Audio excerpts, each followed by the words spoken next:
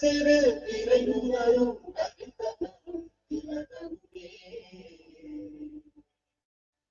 அத்திலக வாசனை போல் அனைத்துலகும் எத்திசையும் தமிழனே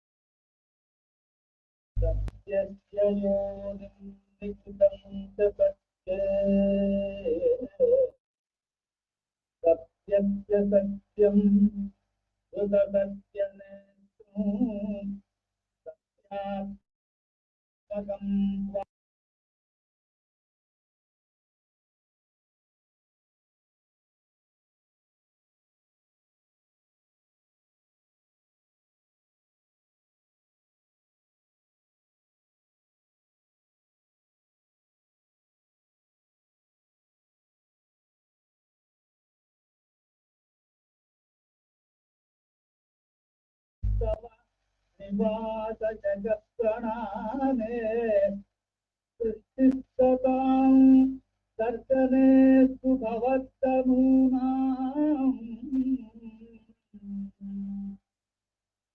नमो भगवते तस्मै कृष्णायाद्भुतकर्मणे रूपनामविभेदेन रूपनामविधेयेन जगत्क्रीडति जोयतः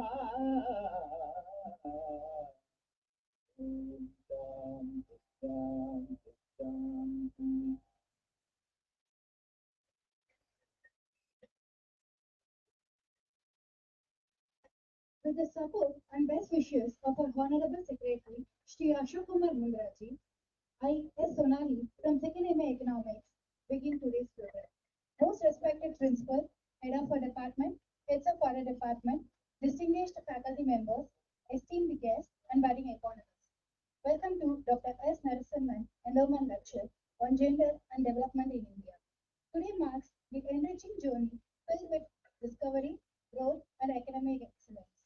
As we come together to embark on this educational adventure, let us cultivate a culture of curiosity, creativity, and collaboration. With dedicated faculty guiding us and eager minds ready to explore, I'm confident that we will achieve remarkable milestones and make meaningful contributions to our fields of study. So let us embrace this opportunity with enthusiasm and determination. Welcome, one and all. Lighting the Kutuvalakar is not just illuminating the lamp, it is igniting the essence of tradition, radiating the warmth of culture, and embracing the spirit of unity. May I request the dignitaries on the dais to light the auspicious Kutuvalakar and begin this program with positivity and good vibes.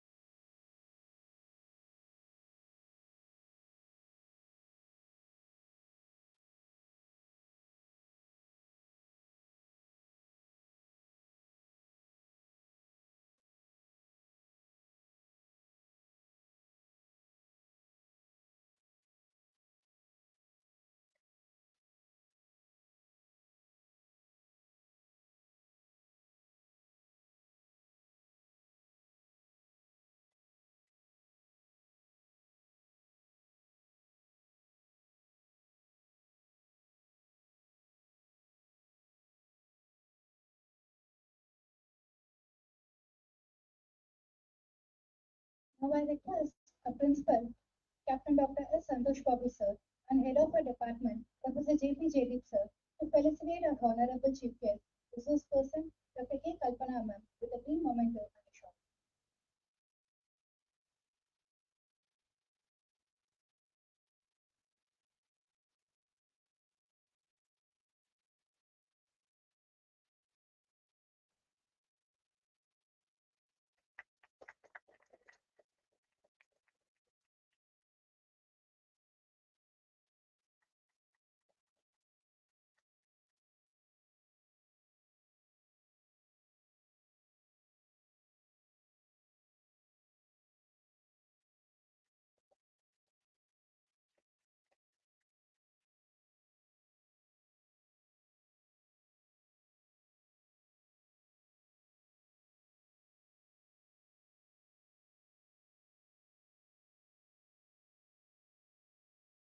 I now request our principal, Captain Dr. S. Santosh Babu sir, to give presidential address.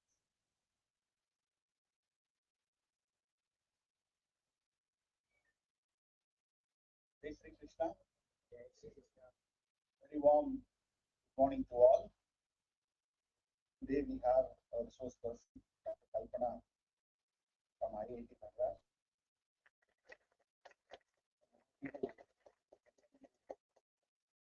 For our institution, talk about gender and development in India, which was arranged for Dr.S.Narasimhan Endowment lecture, which will take place every year, who is a former principal of our institution.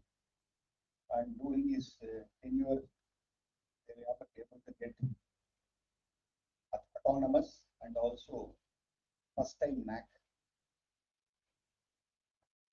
And this was done by the PG and Research Department, where J.P. Jaydeep, Associate Professor and Head of the PG and Research Department, and his team is instrumental in conducting this program every year. I can see the Department of Economics remembering all the endowment and fixing the good speaker for each and endowment, and they are conducting successfully for the past 5-6 years. Once after creation of endowment for 2-3 people in the department. That shows the interest on the former HODs, and also that shows the interest of the department to conduct lectures like this for the benefit of the students. You know very well that Dwarandas Goandas National College is a A++ institution, and also we are moving to NIRF third time, and we are expecting a perception, students' perception from few people, from the students, alumni, parents, placement, all these things. I like to say a few things about this NIRF is we are able to score marks in any area, but when you come to perception, our score is very less, only 15. They are getting 15 marks out of 100 because there is no awareness among the stakeholders about national institutional ranking framework. Only the college knows, professors knows, but when you come to the students, the awareness is very less. So we want to create an awareness to the students so that they can tell to their parents, they can tell to alumni, they can tell to stakeholders stating that our institution also is contesting in national institution ranking framework. So this is the setback in NIRF last time. Because of that, we are 100 to 1. Though it is good score for us because we have 11,000 students with 500 faculty members with 60 programs. Getting a score in NAC or getting a ranking in the institution is not an easy job because all departments have to work parallelly towards the success. So that is the setback we have. But though we have all these problems, our faculty members and students are doing their best for putting ourselves in NIRF ranking within 100 next time. And also we have guest who is going to deliver a lecture on gender and how the gender helps the growth of India. So he is going to talk. So I don't want to touch the subject because this is not my job today. Just I want to inaugurate and just I want to talk detail about that. We are having a really a wonderful hours in the getting it, and she's going there. And also, she's alumnus of Etraj College, and she's having a lot of friends in our institution also. So I happy to know that she also became one of the Vaishnav family in Dwarka Vaishnav. So with these few words, I'd like to congratulate the whole department for conducting the program successfully for Dr.S. Narasimhan's endowment. Thank you.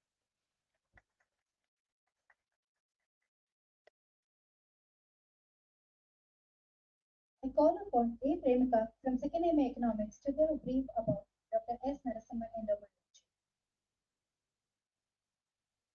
Good morning, everyone.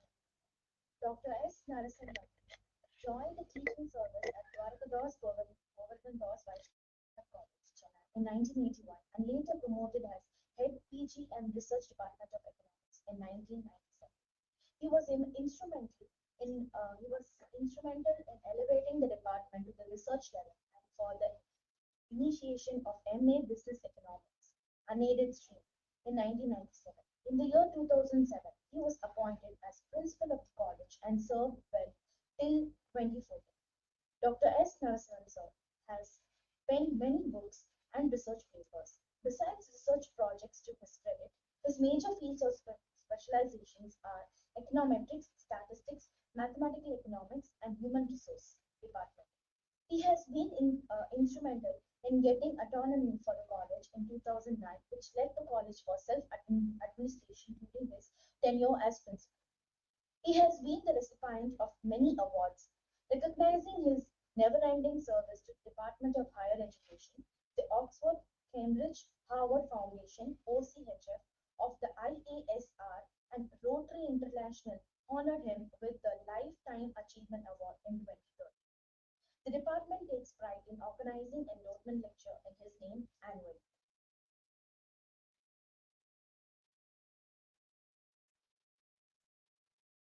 I call upon M. Kavita from Second MA Economics to introduce a resource person to the gathering.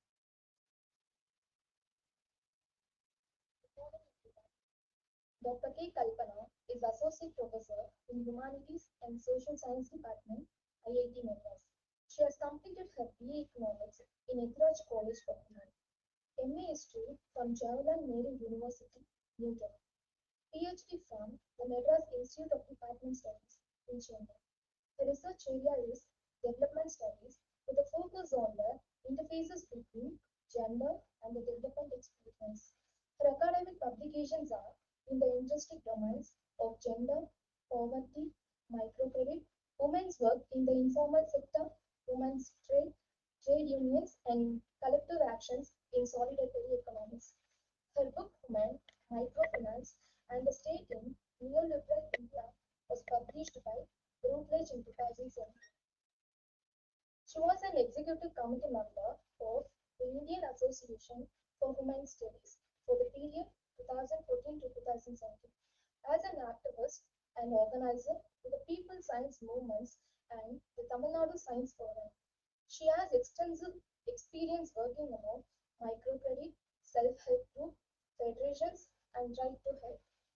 Campaigns that include public audits of rural primary health centers and people's health status. She participates actively as a resource person in workshops and campaigns for gender equality, labor rights, and human rights, organized by women's movements, trade unions, and rural development NGOs.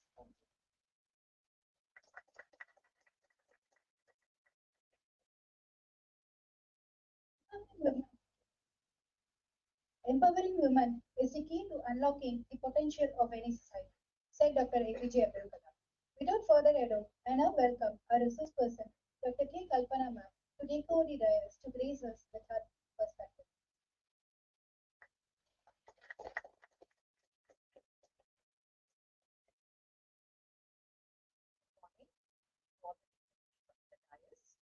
And students of the economics department. அனைவருக்கும் காலை வணக்கம். நான் பேசும்போது ரெண்டு மொழியிலயும் பேசுவேன், இங்கிலீஷ்லயும் பேசுவேன், தமிழ்லயும் பேசுவேன், கலந்து பேசுவேன். ஓகேயா எல்லாருக்கும்? சோ அப்ப ஜெண்டர் அண்ட் டெவலப்மெண்ட் அப்படிங்கிற ஒரு தீமை வந்து நான் சூஸ் பண்ணும்போது முதல்ல ஜெண்டருடைய அர்த்தம் என்ன அப்படிங்கறத நான் வந்து தெளிவாக்கணும் இல்லையா? பொதுவாக நீங்க ஜெண்டர் அப்படின்னா என்ன அப்படின்னு பல பேரை கேட்டீங்கன்னா அவங்க என்ன சொல்லுவாங்க, தெருவுல போற மக்களை, அதாவது காலேஜ் யூனிவர்சிட்டியில ரொம்ப படிக்கல, அவங்கள கேட்டீங்கன்னா என்ன சொல்லுவாங்க, ஆண் பெண் ரெண்டு ஜெண்டர்ஸ், ரெண்டு மேல் செக்ஸ் ஃபீமேல் செக்ஸ், அந்த மாதிரி ரெண்டு பிரிவினை, இதுதான் ஜெண்டர் அப்படிங்கிற ஒரு வார்த்தையை சொல்லுவாங்க இல்லையா? ஆனால் நம்ம வந்து ஒரு சோஷியல் சயின்ஸ், சமூகவியல் அந்த ஃபீல்டுக்குள்ள வரும்போது the word gender has a very specific and a different meaning. Gender அப்படிங்கிறது நம்ம ஆணாக பிறக்கிறோமோ பெண்ணாக பிறக்கிறோமோ அதனால நிர்ணயிக்கப்படக்கூடிய ஒரு விஷயம் அப்படிங்கிறது கிடையாது. Gender is the social meaning of being a young man or a young woman in a certain society in a certain period of time. அதாவது ஒரு சமூகம், ஒரு நாடு, ஒரு கலாச்சாரம் ஆண்மைக்கு கொடுக்கக்கூடிய அர்த்தங்களும் பெண்மைக்கு கொடுக்கக்கூடிய அர்த்தங்களையும் தான் நம்ம வந்து ஜெண்டர் அப்படின்னு சொல்றோம். அதாவது gender, once more to give it a little bit more of an example, வந்து ஒரு பெண் என்றால் இப்படி எல்லாம் இருக்க வேண்டும், இப்படி எல்லாம் தலைய குனிஞ்சு நடக்கணும், ரொம்ப சத்தம் போட்டு சிரிக்க கூடாது, மரமெல்லாம் ஏறக்கூடாது, ஓடி ஆடக்கூடாது, சத்தம் போட்டு பேச கூட கூடாது, எந்த நேரமும் வந்து அச்சம், நாணம், மடம், பயிர் போடதான் வளரணும் அப்படின்னு ஒரு சில கலாச்சாரங்கள்ல சொல்லும் போது that is the work of society. அது சமூகம் செய்யக்கூடிய வேலை. இது வந்து நான் பெண்ணாக பிறந்ததால் எனக்கு ஒரு பெண் உடல் இருக்கு அப்படிங்கிறதுனால நேச்சுரலா நேச்சர்ல இருந்து வரக்கூடிய குணங்கள், குணாதிசங்கள் கிடையாது. சமூகம் வந்து எனக்கு சொல்லி கொடுக்குது, இப்படி இருந்தால் நீ நல்ல பெண், இது வந்து நல்ல பெண்ணுக்கு அடையாளம், இப்படியெல்லாம் நீ இருந்தால் அதே நேரம் ஆண்களுக்கும் உண்டு, இப்படியெல்லாம் ஆண் மகன் அப்படிங்கிறவன் சிங்கமா இருக்கணும், புலியா இருக்கணும், சின்ன வயசுல இருந்தே வந்து வீரத்தோட ஆக்ரோஷத்தோட வளரணும். 2 வயசுல ஒரு ஒரு சின்ன பாய் வந்து அடிபட்டு அழுதுச்சுன்னா நீ எல்லாம் அழுவலாமா, பொட்ட பிள்ளையா நீ அழுவுற அப்படின்னு சொல்லுவாங்க இல்லையா? அப்ப ஆண் என்றால் அழுவக்கூடாது. அதே நேரம் ரொம்ப நேச்சுரலா ஆட்டோமேட்டிக்கா ஒரு சின்ன பொம்மைய டால எடுத்து விளையாடினா சிச்சி இதெல்லாம் நீ விளையாடக்கூடாது, இது வந்து பாப்பா விளையாட வேண்டியது, உனக்கு காரு, உனக்கு பிளேனு, உனக்கு டைனோசார் பொம்மை. அப்புறம் அந்த பெண் குழந்தைக்கு வந்து வீட்டுல இருக்க கூடிய சட்டி, பானை, அதே மாதிரி சின்ன சின்ன சொப்பு பானை எல்லாம் இருக்கும் இல்லையா, சமையல் சம்பந்தப்பட்ட விளையாட்டுகள், அதையெல்லாம் வச்சு நீ விளையாடு, இதுதான் உனக்கு அப்ரோப்ரியேட் கேம்ஸ், இது உனக்கு அப்ரோப்ரியேட் கேம்ஸ்.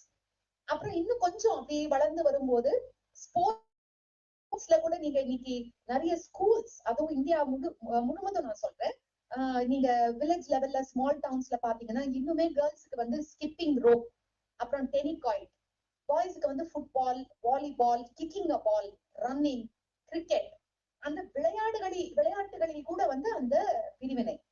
அப்புறம் கேர்ள்ஸுக்கு ஆர்ட்ஸ் சப்ஜெக்ட்ஸா safe subjects for the girls, liberal arts, home science. பாய்ஸ்க்கு வந்து உங்களுக்கு என்ஜினியரிங், ப்ரொஃபஷனல் எஜுகேஷன் அப்படிங்கிற the social definition of what is appropriate for a young man and what is appropriate for a young woman. இதை விட்டுட்டு ஒரு woman வந்து, ஒரு girl வந்து கொஞ்சம் ரொம்ப பிரேவா இருக்காங்க, போல்டா இருக்கிறாங்க, எந்த நேரமும் வெளியே போய் விளையாடணும்னு நினைக்கிறாங்கன்னா அவங்கள தலையில வந்து கொட்டுறது. அதே நேரம் ஒரு பாய் who likes to read books, who likes the company of other of maybe அந்த ரொம்ப அந்த வெளியே போய் விளையாடாம இருக்கிறது, அப்படி இருந்தால் நீ ஆம்பளை பிள்ளை இப்படி எல்லாம் வீட்டுக்குள்ள அடக்கமா ஒடுக்கமா இருக்கக்கூடாது. சோ அப்ப ஒவ்வொரு ஸ்டேஜ்லயும் 5 வயசுக்கு ஏத்த லெசன்ஸ், 7 வயசுக்கு ஏத்த சோஷியல் லெசன்ஸ், சோஷியல் லேர்னிங், எல்லாரும் நம்ம சுத்தி இருக்கக்கூடிய மீடியா, அம்மா அப்பா தாத்தா பாட்டி, குடும்பங்கள், neighbourhood, schools, school teachers, tuition teachers, எல்லாமே நமக்கு சேர்ந்து கொடுக்கக்கூடிய இந்த learning is called gender, right? And gender therefore is not biologically determined by being born a man or a woman.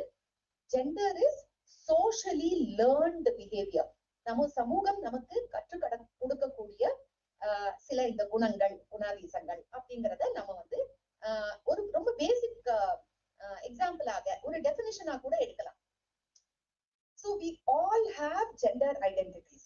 பல பல இடத்துல ஜெண்டர் அண்ட் டெவலப்மெண்ட் அப்படின்னா ஓ விமனை பத்தி பேச போறாங்களோ அப்படியா அப்படிங்கிற மாதிரி நம்ம வந்து முடிவெடுக்கலாம். ஆனா அது வந்து தவறு.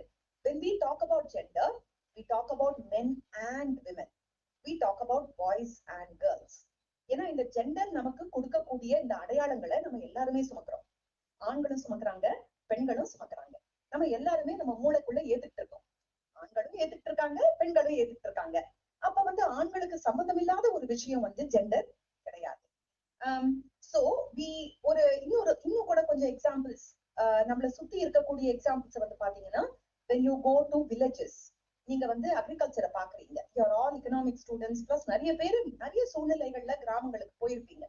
அப்ப விவசாயத்துல செய்யக்கூடிய வேலைகள் ஆண்கள் என்ன செய்யறாங்க, பெண்கள் என்ன செய்யறாங்கன்னு பார்க்கும்போது ஏர் உழுவுறது வந்து ஆண்கள், டிராக்டர் ஓட்டுறது ஆண்கள். பெண்கள் வந்து என்ன செய்யக்கூடாது, ஏர் உழுவக்கூடாது. இன்ஃபேக்ட் பெண்களுடைய நிழல் கூட அந்த பிளவ் ஏர் மேல விடக்கூடாது அப்படிங்கிறது சவுத் ஏசியன் கல்ச்சர்ஸ்ல ஒரு ஸ்ட்ராங் பிலீஃப், ஒரு அண்டர் கரண்ட், ஒரு ஸ்ட்ராங் அண்டர் கரண்ட். இதுக்கு காரணம் பெண்களால ஏர் உழுவ முடியாதுங்கிறது கிடையாது. It is a culturally ingrained belief. அதே மாதிரி களை பறிக்கிறது, நாத்து நடவது, ஃபீடிங் அண்ட் டிரான்ஸ்பிளான்டிங் பெண்களுக்கான வேலைகளாக பிரிக்கப்படுது. இந்த labour market is gender segregated அப்படிங்கிற ஒரு வேர்டை நீங்க உங்க எக்கனாமிக்ஸ் டெக்ஸ்ட் புக்ஸ்ல வந்து பார்த்திருப்பீங்க. ஒரு phrase, what does that mean? It just means this, that எந்த ஒரு கிராமத்திலயும் இப்ப உமன் சேஸ் எனக்கு வீட்டுல வந்து ஆண்கள் கிடையாது, நானே தான் வந்து என்னால முடியும், எனக்கு தைரியம் இருக்கு, நான் ஏர் உழுவ போறேன். ஆர் ஒரு ஃபிஷர் சமூகத்துல ஒரு பெண் வந்து சொல்றாங்க, எனக்கு போட் இருக்கு, எனக்கு ஃபிஷிங் தெரியும், நான் வந்து நானே கடலுக்குள்ள போய் மீன் பிடிப்பேன் அப்படின்னா that is not allowed, right? That is stigmatized. ஒரு பெண்ணுடைய நிழல் கூட அந்த படகு மேல படக்கூடாது in an extreme sense. But டெஃபினட்டா கடலுக்குள்ள போய் பெண்களுக்கு மீன் பிடிக்கக்கூடிய சமூக ரீதியான பாரம்பரிய ரீதியான அனுமதி கிடையாது, right? So we see the world through the lens of gender. அப்ப நம்ம பிறப்புல இருந்தே நம்ம வந்து இது வந்து ஒரு கண்ணாடி, ஜெண்டர்ங்கிறது ஒரு கண்ணாடி. அப்ப ஆண்கள் இதைத்தான் செய்வாங்கங்கிறத பார்த்துட்டு நம்ம என்ன நம்புறோம்னா அவங்களால இதுதான் செய்ய முடியும், இது செய்தால்தான் இது ஆண்மைக்கு அடையாளம், அர்த்தம், அழகு. பெண்கள் இப்படிதான் இருப்பாங்க, இப்படிதான் உட்காருவாங்க, இப்படிதான் பேசுவாங்க, இப்படிதான் நடப்பாங்க, அவங்களுக்கு இந்த திறமைகள் எல்லாம் கிடையாது அப்படின்னு நாம வந்து உள்வாங்கும் போது once again we accept that this is the world. So gender is like a lens. இந்த கண்ணாடி, இப்ப இந்த கண்ணாடியை எடுத்துட்டு நான் வந்து உங்களை பாக்குறேன்னு வச்சுக்கோங்களேன், உங்களை பார்க்க முடியுது என்னால, but you are all blurred. யார் முகமும் எனக்கு வந்து சரியா தெரியல. But when I wear my glasses again, I can see you all clearly. ஒவ்வொருவருடைய முகமும் எனக்கு சரியாவே தெரியுது. So gender is a lens by which we study economics. Gender is one lens. இதுதான் ஒரே lens கிடையாது. There can be other lens also. But gender is a lens by which we look at development. Gender is a lens by which we look at society. அந்த ஜெண்டர்ங்கிற lens மூலமாக, கண்ணாடி மூலமாக நாம சமூகத்தையோ பொருளாதாரத்தையோ பார்க்கும்போது, இல்ல டெவலப்மெண்ட் எக்ஸ்பீரியன்ஸ் பார்க்கும்போது many things we did not see earlier become very obvious to us. இதுவரைக்கும் நம்ம பார்க்காத விஷயங்கள் நமக்கு ரொம்ப தெளிவாகவே வந்து தெரியும். So we learn to use the lens of gender to look at society. So இது வந்து ஒரு basic definition ஆக கூட நம்ம வந்து வச்சுக்கலாம். And of course the problem here in economics is ஆண்கள் செய்யக்கூடிய எந்த வேலையாக இருந்தாலுமே that becomes is seen as a higher value work. That is not because the work has higher value. It is because of the social value given to the worker. So இப்ப ஆண்கள் வந்து tractor ஓட்டுறாங்க, வந்து அறுவடை செய்யறாங்க அப்படின்னா பெண்கள் வந்து நாத்து நடவாம களை பறிக்காம விவசாயம் நடக்காது. We all know that. But still the wages that men get for the work they do in agriculture and the wages that women get, வருமானம், தினசரி கூலி, for the work they do in agriculture is starkly different. இந்த difference நம்ம எதை வச்சு சொல்லலாம்? நாத்து நடவாம களை பறிக்காம விவசாயம் வந்து நடக்காது. எதை வச்சு நம்ம சொல்றோம் அப்படின்னா the social value of the woman worker determines the wage she earns. பெண்கள் அதை செய்யும் போதே நம்ம வந்து இந்த வேலைக்கு குறைவான மதிப்பு, குறைவான வேல்யூ, சோஷியல் வேல்யூ அப்படிங்கறத நாம as a society we learn it and we accept it. அந்த பார்வையை நம்ம வந்து உள்வாங்கிட்டோம். அதை உள்வாங்கிட்ட பிறகு நம்ம சமூகத்தை பார்க்கும்போது நமக்கு இது வந்து ஒரு டிஸ்கிரிமினேஷனாக தெரியறது கிடையாது. ரைட்? அன்லெஸ் அப்கோர்ஸ் நம்ம இந்த மாதிரி ஒரு காலேஜ்ல படிச்சு டெக்ஸ்ட் புக்ஸ பார்த்து நமக்குள்ள இந்த மாதிரி டிஸ்கஷன்ஸை வச்சா we can see the discrimination. But otherwise we accept it. No, it's a part of life. Yeah, we take it for granted. So that is very very crucial. இத வந்து நீங்க எந்த ஒரு ட்ரெடிஷனல் லேபர் செக்டர் எடுத்தீங்கனாலும் you will see this very stark disparity. கன்ஸ்ட்ரக்ஷன் ஒர்க்ல வந்து நீங்க பார்க்கலாம், ஆண்கள் வந்து சித்தாளாக இருக்க மாட்டாங்க இல்லையா, மேஸ்திரியாக இருப்பாங்க. But when they begin their career as a construction worker, அவங்கள வந்து கால் மேஸ்திரி, கொஞ்சம் கொஞ்சம் முக்கால் மேஸ்திரின்னு சொல்லுவாங்க. as they go up the ladder they earn more wages, they become ஒரு என்ன சொல்றது, இன்னும் skilled employees மாறுவாங்க. ஆனா பெண்களை பொறுத்த வரைக்கும் அவங்க அந்த கன்ஸ்ட்ரக்ஷன் ஒர்க்க வந்து என்டர் பண்ணும் போதும் சித்தாளாக தான் இருப்பாங்க. ஒரு 30 வருஷத்துக்கு மேல அவங்களால அந்த உடல் உழைப்பு செய்ய முடியாது இல்லையா, அவங்க வந்து அந்த வேலையை விட்டு வெளியே வரும்போதும் அவங்க சித்தாளாக தான் இருப்பாங்க. ஏன் அவங்களால வந்து வேற எதுவும் செய்ய முடியாதான்னா இன்ஃபேக்ட் அவங்களால செய்ய முடியும். அவங்க பார்த்திருக்கிறாங்க, கட்டாயமா அவங்க வந்து அதை படிச்சிருப்பாங்க. ஆனா இன்னைக்கு சமூகம் வந்து சொல்லக்கூடிய விஷயம், பெண்களுக்கான வேலை என்பது இதுதான். பெண்கள் வந்து அந்த கையில கூட அந்த மம்முட்டி எடுக்க கூடாது, ஆண்கள் செய்யக்கூடிய வேலைகளை செய்யக்கூடாதுங்கிற அந்த logic. there is something called the gender logic, and that explains why our labor market is gender segregated, right? So this is something as economic students that we must all be conscious of, right? இன்னொரு விஷயம் நீங்க பாத்தீங்கன்னா, one of the biggest battles for women, மிகப்பெரிய போராட்டம் என்ன அப்படின்னா, to be recognized as workers. பெண்களும் உழைப்பாளி, பெண்களும் தொழிலாளி, பெண்களும் விவசாயி அப்படிங்கிற அந்த பார்வையை வந்து ஏற்றுக்கொள்வதே வந்து ஒரு பெரிய போராட்டம். And you can see this clearly in society when நம்ம Indian government வந்து from the 1950s when we began to have development programs, there was a community development program scheme up in 1950s. This is shortly after India gained independence. அப்ப ஆண்களுக்கு வந்து as a farmer training கொடுப்பாங்க. green revolution நடக்கும் போது 1960s கவர்மெண்ட்ல இருந்து வீட்டுக்கு வந்து அந்த seeds, high yield variety seeds ஆண்களுக்கு கொடுப்பாங்க. அதை எப்படி யூஸ் பண்ணணும் அப்படிங்கறது சொல்லி கொடுப்பாங்க. Chemicals, fertilisers, high yield chemicals, high yield fertilisers மேல் ஃபார்மருக்கு கொடுப்பாங்க. ஏன்னா கவர்மெண்டுடைய அண்ட் சமூகத்துடைய இமேஜினேஷன், நம்முடைய பார்வையில பொது புத்தின்னு சொல்லுவோம் இல்லையா, the way you see the world is பொது புத்தி. பொது புத்தியில என்ன பதிஞ்சிருக்கு அப்படின்னா, ஆண் தான் விவசாயி, ஆண் தான் உழைப்பாளி, ரைட்? அப்ப ஆண்களை வந்து விவசாயிகளாகவே பார்ப்பது ஒண்ணு, அந்த வீட்டுல இருக்கக்கூடிய பெண்ணை வந்து எப்படி பார்ப்பாங்க அப்படின்னா as a housewife. சோ அப்ப பெண்ணுக்கு அப்ப அந்த கம்யூனிட்டி டெவலப்மெண்ட் ப்ரோக்ராம்ஸ்ல என்ன மாதிரி ட்ரைனிங் கொடுத்திருந்தாங்க அப்படின்னு பாத்தீங்கன்னா, தையல், stitching, embroidery, right? So stitching, sewing, embroidery, cooking, better cooking, more nutritious cooking, looking after children, hygiene. So this was part of India's development planning, right? And பெண்கள் வந்து ஹவுஸ்வைஃப் மட்டும் கிடையாது. இன்ஃபேக்ட் நம்ம வந்து அந்த இந்தியன் சொசைட்டியோடைய பிரமிட் ஸ்ட்ரக்சர்னு சொல்லுவோம். கீழே போகும்போது as the income level goes down, as you go into villages, every woman is working in farms and fields. ஒண்ணு அவங்களுடைய சொந்த வயல்ல வேலை செய்வாங்க, இல்லாட்டி வெளிய வேலைக்கு அடுத்தவங்க வயலுக்கும் வேலைக்கு போவாங்க. அப்ப ஆண்கள் செய்யக்கூடிய அதே உடல் உழைப்ப பெண்கள் செலுத்தினாலுமே பெண்களை வந்து ஃபார்மராக இல்ல ஃபார்ம் ஒர்க்கராக பார்க்கக்கூடிய ஒரு பார்வையே இல்லாமல் நம்ம டெவலப்மெண்ட் எக்ஸ்பீரியன்ஸ்ல இருந்திருக்கு. This has been part of India's development history, right? And this is not just India, I must say. Many countries of the world, what we call developing countries, Latin America வாக இருக்கலாம், Asia, parts of Africa, the woman in the family, even in agricultural families, was seen as a housewife. It is assumed by planners that the woman is a housewife.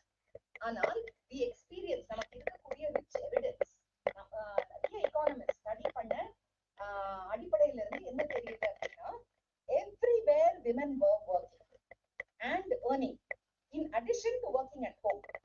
So informal sector அப்படிங்கிற word உங்க எல்லாருக்குமே தெரியும் இல்லையா? Informal sector is, we are all sitting inside a college, which is, I am a worker in a formal organized sector, all the colleges, all college institutions. But the informal sector is, for example, agriculture, construction work, self-employed people, right? So on the informal sector oda adi mattathila the lowest occupation with least income, lowest wages are mostly performed by women. So சின்ன சின்ன வியாபாரங்கள் வீட்ல இருந்து அவங்க வந்து சமையல் செஞ்சு அதை டிஃபன் ஆக விற்பாங்க, ஆர் இன்னொருத்தவங்க வீட்டுக்கு டொமஸ்டிக் ஒர்க்கரா போவாங்க, ஆர் ஒரு ஃபிஷ் செல்லராக போவாங்க, இல்ல ரோட் ஓரமாக பூ விற்பாங்க, பழம் விற்பாங்க, காய்கறிகளை விற்பாங்க. So all these petty trades are mostly in most countries, especially in developing countries, performed by women workers. இதுக்கான evidence we have had since the 1960s. So very gradually in the field of economics, development studies and development policy and planning, there came about a change. We should stop seeing women as housewives, especially women of working class families, right, are working and earning. But என்னன்னா அவங்களுக்கான training எதுவுமே இல்ல, skill development programs எதுவும் கிடையாது. They don't have their own trade unions and they are at the bottom level of the hierarchy. அப்படிங்கிற ஒரு change in our thinking began to come from the 1960s. One big reason that this happened was also that women began to claim their own voice and their own rights. One very big example in India is land rights movements. So I don't know if you are aware of the history, but in between 1978 and 1981, there was a very vigorous land rights movement in the state of Bihar called the Bodh Gaya land rights movement. இது வந்து South Asia உடைய very famous movement.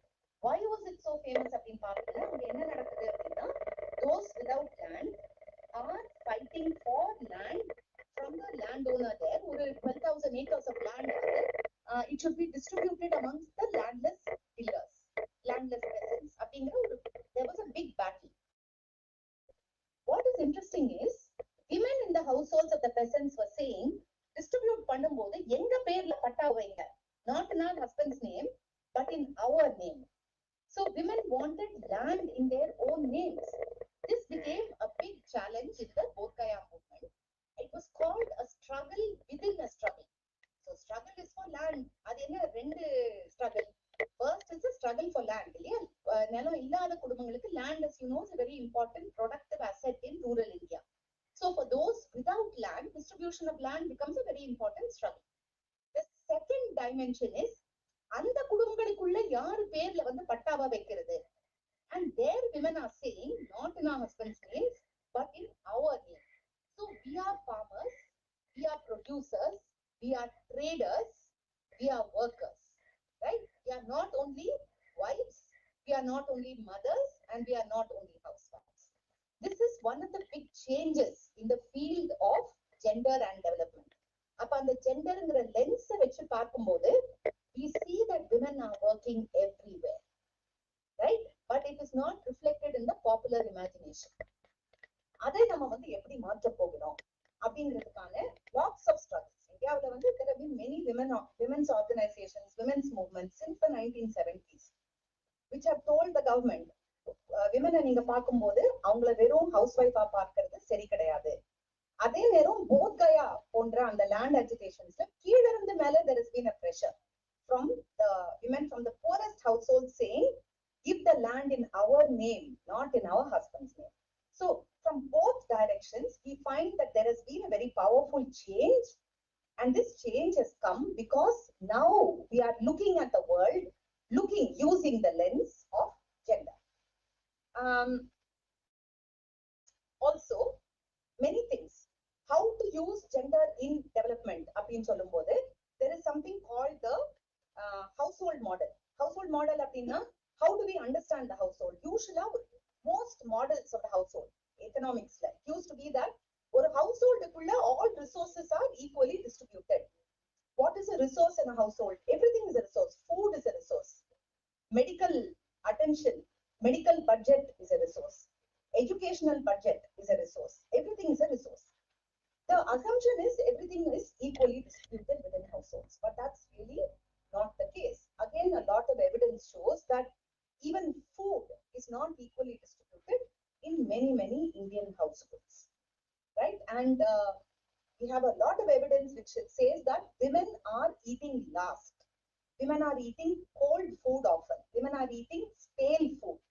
அப்ப வீட்டுல இருக்கிற ஒரு poor ஃபேமிலிக்கு கூட இருக்கக்கூடிய கொஞ்சம் மீட், கொஞ்சம் வெஜிடபிள்ஸ், இதெல்லாம் புரோட்டீன் இல்லையா, X, all this is high cost food or nutritious food is almost always goes to the male members. And of course that division is done by women, right? வீட்டுக்குள்ள இத பிரிச்சு வைக்கிறது யாரு? அம்மா, பாட்டி, பெரியம்மா.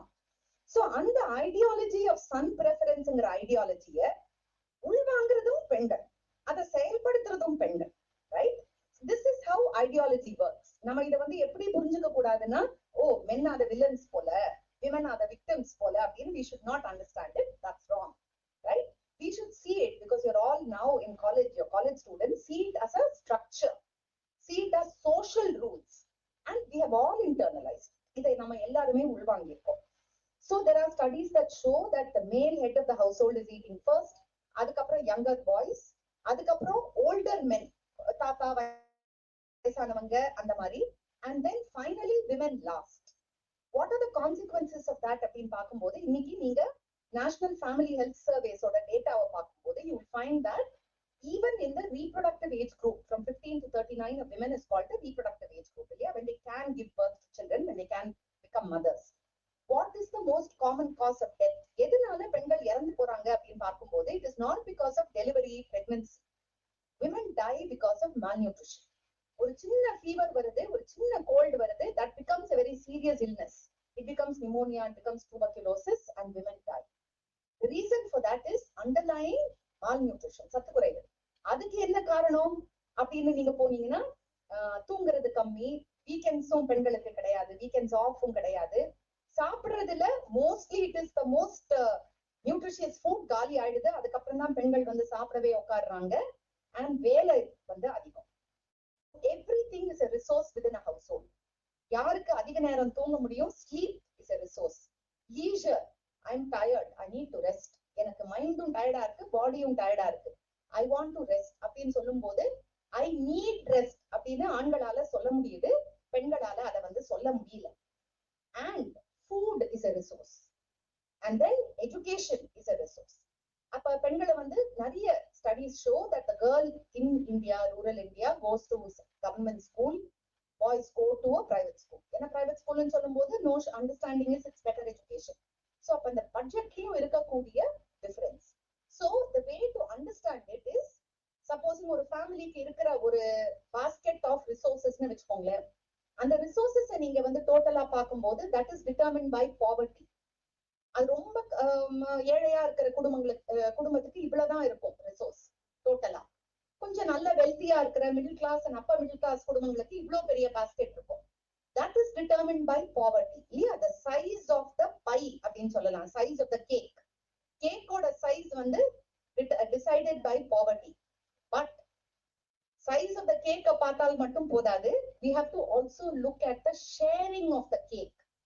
அந்த கேக்க வந்து குடும்பத்துக்குள்ள எப்படி பிரிக்கிறோம், யாருக்கு எவ்வளவு பெரிய பீஸ் கொடுக்கிறோம் அப்படின்னு பார்க்கும்போது, the sharing of the cake is decided not by poverty but by patriarchy. அப்ப ஆணுக்கு வந்து கொடுக்கக்கூடிய resources within the family for education, for health care, for other forms of care is far more அப்படின்னு சொன்னா, அதுக்கு காரணம் poverty கிடையாது, அதுக்கு காரணம் patriarchy. To give you an example, தமிழ்நாட்டுல வந்து சில பெண் குழந்தைகளுக்கு வேண்டாம் பொண்ணு அப்படின்னு பேர் வச்சிருப்பாங்க. இது உங்களுக்கு தெரியுமா? Have you heard of this? வேண்டாம் பொண்ணு அப்படின்னு பேர் வச்சா என்ன அர்த்தம்? இதுக்கு மேல பொண்ணு பிறக்க கூடாது. மகாராஷ்டிரால நகூசா ஆர் நகோஷி அப்படிங்கிற பேரு, right? So what that means is that high birth order girl child அப்படின்னு சொல்லுவாங்க. ஒரு ஃபேமிலியில வந்து, and more or less ஒரு poor family or even ஒரு rural middle class family, பையன் வேணும்னு ரொம்ப ஏக்கமா இருக்காங்க. First child is a girl, second child is a girl, third child is also a girl. அப்ப அந்த first and second child விட்டுட்டு third and fourth girl children என்ன சொல்லுவாங்க அப்படின்னா high birth order girl child. That is, அந்த family is having so many children because they want a boy. ஒரு பையன் வேணும் அப்படிங்கிற அந்த ஏக்கம் ரொம்ப இருக்கு. ஆனா என்ன நடக்குதுன்னா பெண் குழந்தையே பிறந்துட்டு இருக்கு. அப்ப அந்த பெண்ணுக்கு நகோசா நக்கூசாங்கிற பேர் வைப்பாங்க. நக்கூசாவுடைய அர்த்தமே வேண்டாம் பொண்ணு, enough, no more, as if they are telling God, இதுக்கு மேல வந்து பொண்ணு குழந்தைய கொடுக்காதீங்க எங்களுக்கு, we cannot have more girls, we want a boy. So இப்ப lots of interesting studies என்ன பண்றாங்கன்னா, அந்த நக்கூசாங்கிற கேர்ள எப்படி குடும்பத்துக்குள்ள ட்ரீட் பண்றாங்க. அப்ப அந்த girl child is the most deprived girl child even within the family. அந்த பெண் குழந்தைக்கு வந்து ஃபர்ஸ்ட் அஃபெக்ஷன் கூட ரொம்ப அதிகமா இருக்காது. Affection is also resource. By the way, emotionally உங்களை நீங்க வந்து 3 வயசு 3 மாசம் 4 மாசம் குழந்தையா இருக்கும் போதுல இருந்து அம்மா உங்களை தூக்கி அரவணைக்கிறது, அன்போட பேசுறது, உங்களை வந்து எல்லாரும் தூக்கி பிடிச்ச ஒரு சின்ன குழந்தைக்கு you hear words of praise, or சும்மா அந்த குழந்தைய யாருமே பார்க்காம இருப்பாங்க. Everything stimulates the growth of the brain. How much of mother's milk do you get? That also stimulates the growth of the brain because that's the most rich nutrition, right?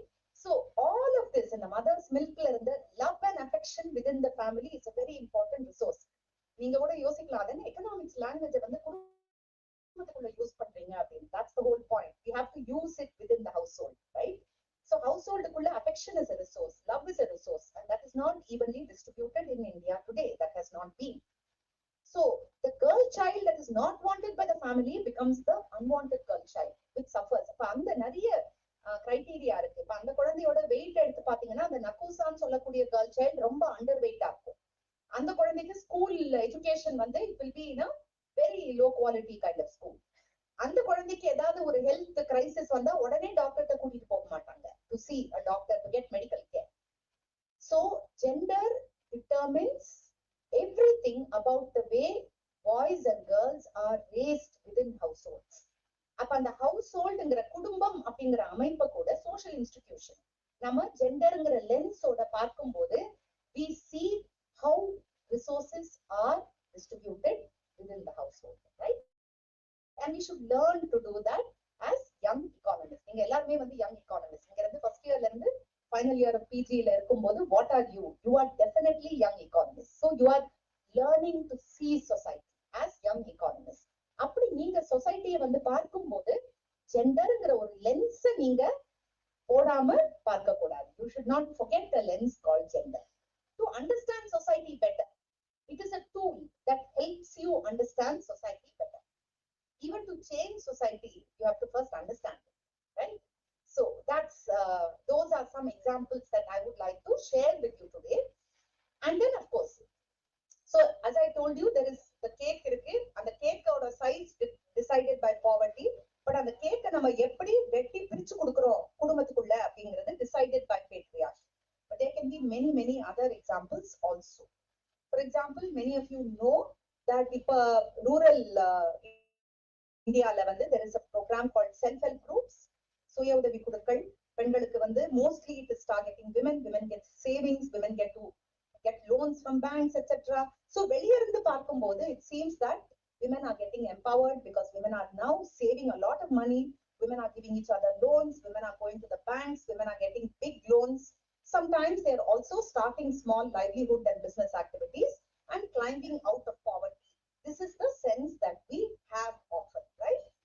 But once again, how can we use the lens of gender to understand this better? Innum kuda konjam, the next level of questions that we can ask is, when loans come into the household, who decides how the loan is spent? This is an important question that we should ask. ஒரு பெண் வந்து ஒரு சுய உதவி குழுவில் இருக்காங்க. அவங்க அந்த குழுவில இருந்து 10,000 ரூபாய் கடன் எடுக்கிறாங்க through the bank. அந்த 10,000 ரூபாய் வந்து it comes into the household through the woman. But how does the household decide how it will spend the money? So they say the loan goes on a journey into the household. அவ்வளவுதான் நமக்கு தெரியுது. Within the household எப்படி spend பண்றாங்க? Sometimes the woman may have a need for an expensive medical surgery. அதுக்கு பணம் போகுமா? Or is it to buy a two-wheeler that mostly men will use? Or kitchenல வந்து kitchen ஏரியாவை கொஞ்சம் நல்லா, most women spend a lot of their time in the kitchen. கிச்சனுக்கு ஒரு case அடுப்பு வாங்கணும், அதுக்கு பணம் போகுமா? Or is it something else for leisure activities for men, right? So decision making within the household, what are women able to decide on? Can they say என்னோட ஹெல்த்துக்கு இது முக்கியம், என்னோட growthக்கு இது முக்கியம், I want a two-wheeler but I want to ride it, right? So these are the ways in which we are asking the question, how and what are women deciding within households? It's a question we can ask. நம்ம குடும்பத்தை பத்தியே நம்ம வந்து யோசிக்கலாம். பெரிய பெரிய முக்கியமான முடிவுகளை எடுக்கும் போது வீட்டுல இருக்கிற விமனுக்கு, அம்மாவுக்கு எந்த அளவுக்கு முடிவெடுக்கக்கூடிய அட்டானமி இருக்கு, டிசிஷன் இருக்கு, capacity to take that decision, authority இருக்கு, எந்த அளவுக்கு most decisions are taken by men. So this is again a way of looking at the household using the lens of gender. So I think I've given you lots of examples, but I also want to then maybe end by some images, right, from middle class. And most of the examples that I've given you are from rural families, rural households. But there is also the lens of gender is very valuable in understanding middle class lives and middle class lives of men and women. இப்ப நீங்க வந்து ஒரு இமேஜ ரொம்ப காமனா பாத்துருப்பீங்க. என்ன அப்படின்னா, அட்வர்டைஸ்மெண்ட்ஸ்ல the idea of the superwoman. Who's the superwoman? Superwoman is somebody who goes to office, who has a profession, who's excellent in her career, at the same time வீட்டுல சமைப்பாங்க, at the same time வீட்டுல குழந்தைங்களை வந்து பார்ப்பாங்க, at the same time வீட்டுக்குள்ள பல ரோல்ஸை வந்து perform பண்ணுவாங்க. ஸோ அதை வந்து டெபிக் பண்றது ஒரு காடஸ் மாதிரி பண்ணுவாங்க இல்லையா? ஒரு கையில சமையல் கரண்டி, ஒரு இடுப்புல ஒரு குழந்தை, இன்னொரு பக்கம் வந்து ஒரு லேப்டாப், இன்னொரு பக்கம் வந்து ஒரு maybe it is a mic. So now the notion is you can have it all, you can be everything, and that is actually quite a dangerous notion. Why is it a dangerous notion? Because it means that there is a lot of burden on women, right? வீட்டையும் பார்க்கணும், குழந்தைகளையும் monitor பண்ணணும். At the same time you also have to be a very successful professional career woman, and that is a great deal of stress for women to take. It takes a toll on women, emotionally, physically. இவ்வளவு பொறுப்புகளை வந்து பெண்கள் அவங்க மேல சுமக்கும் போது, more than their mothers and grandmothers, then it becomes an enormous burden on women. And often women feel careerல என்னால advance பண்ண முடியல because I'm competing with my male colleagues, but they don't have the same responsibilities at home that I have. What is the solution to this, right? So what some of us say is, it is very unfair to expect that this is women's burden. Care work அப்படின்னு சொல்லுவோம். Household work is called care work. You're caring for life. Cooking, cleaning, washing, or supervising the cooking, even if you have a domestic worker at home, supervising it. All that is called care work. That is unpaid work, household work. For this unpaid household care work must be seen as everybody's responsibility. It should not be seen, it should not become women's responsibility. It should be the responsibility of the state, of private employers, and of men in households also, equally of men as well within families. So this is a very important idea that has come across in recent times. In fact, நம்ம வந்து housewife ங்கற word கூட we don't like to use it anymore. We use the word homemaker, right? Why? Because homemaker is a more gender neutral word. Anybody can be a homemaker, men and women. Men and women should take responsibility for raising children, looking after the elderly, taking care of the home, planning the meals, and then it is no longer seen as women's work, right? So I sort of want to maybe leave you. I think I've given you lots of ideas, and I don't want to speak too long. I hope I will get some thoughts from you. Questions are மட்டும் இருக்கணும்னு அவசியம் இல்ல. I would like to provoke you to think, maybe respond to some of the ideas that I have thrown open. And once again, I am very glad that I had this opportunity to meet you and share my thoughts and ideas. Thank you so much.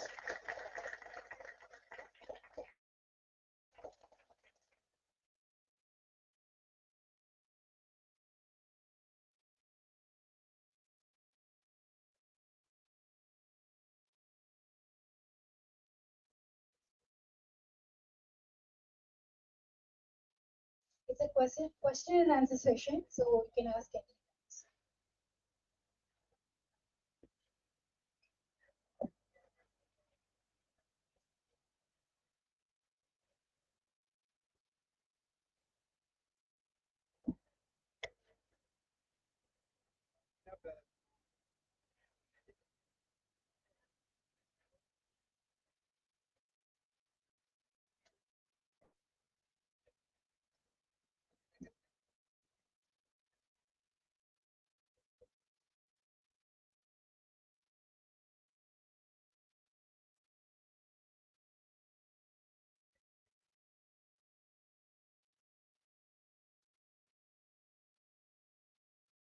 share your thoughts or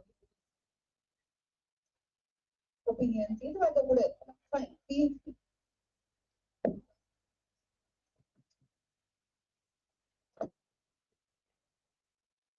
Good morning, ma'am. Question இருக்கு என்னன்னா I've seen some of your research papers. It is focusing more on women in workforce and about microfinance. So, என்னோட question என்னன்னா இப்போ தமிழ்நாடு கவர்மெண்ட்ல they have announced 1,000 rupees as மகளிர் உரிமை. So, as an economic student, எனக்கு என்ன புரியல அப்படின்னா how did they arrive at that amount of 1,000 rupees per month, which is well below the minimum wages that a person earns in Tamil Nadu or in India. So how did they arrive at this amount? Is it justifiable to put a price tag on what a woman does in the household? And in case in the scheme, actually, it recognizes women's role in household. So அந்த வகையில it is a success.